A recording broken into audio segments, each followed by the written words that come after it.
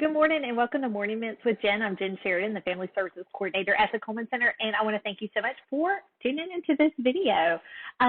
Today I want to share a little quick activity that you guys can do. Well, I say it's quick. You can make it as long as you'd like, but a fun activity to do with your kiddos to help get you guys talking about emotions and feelings and things that are going on maybe in your home.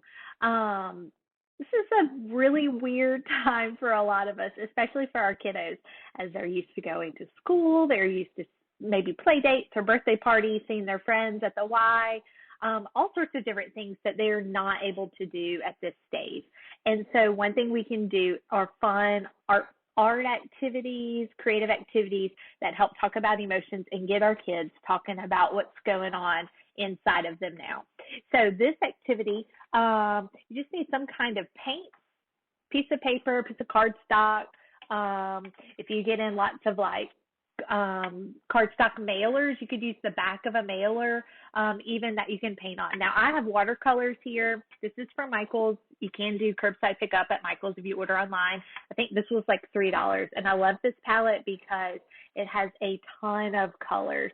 And they really do last a long time. This is a brand new one I bought for my house, but I have one of these at the office, and I've used it tons with clients over months, and it's lasted. So to me, it's totally worth $3 for that one. And this is just some watercolor paper, but you can use any kind of paper that you have. And what we can start doing is have our kiddo pick some colors, and then we're going to put an emotion to that color. So for instance, I might pick red because when I'm seeing red a lot, it might be described as angry. And then maybe something like yellow might be joy, but for your kiddo, it might be something totally different. And so getting them to come up and describe what this color means to them, or what this color might be feeling. And then what we can do is maybe write around here, like you can see I wrote family, books, and friends, things that bring me joy.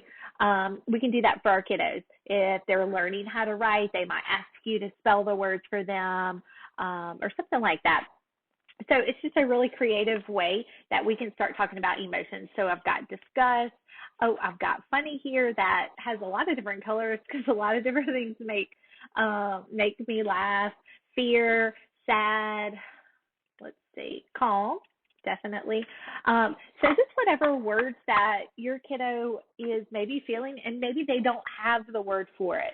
They may describe a scenario, and you're able to put a word to that. Say, that sounds like you were disappointed. That sounds like you were frustrated.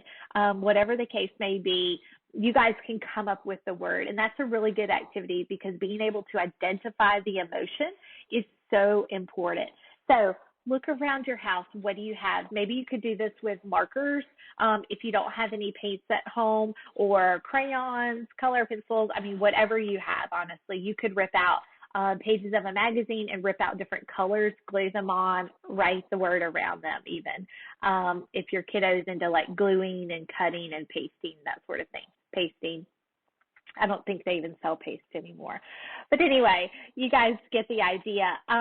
Put in the comments a picture of this if you guys end up doing this. But like I said, it's a really fun way that we can engage our kids in talking about their emotions in a really safe way, because it's kind of like, this is funny, not I am funny. This is sad, or this is disgust.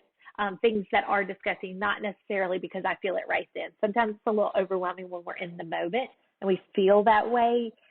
Calling it out sometimes can be good, but sometimes it can be a little overwhelming to do that in the moment. So this could help us kind of increase that emotional intelligence, increase that emotional feelings vocabulary that we're all looking for our kiddos to do.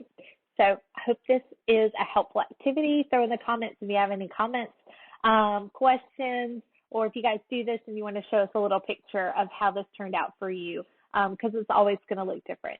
So I hope you guys stay well and stay away from each other. Wash your hands a lot, and I will see you guys next week. Thanks so much. Bye.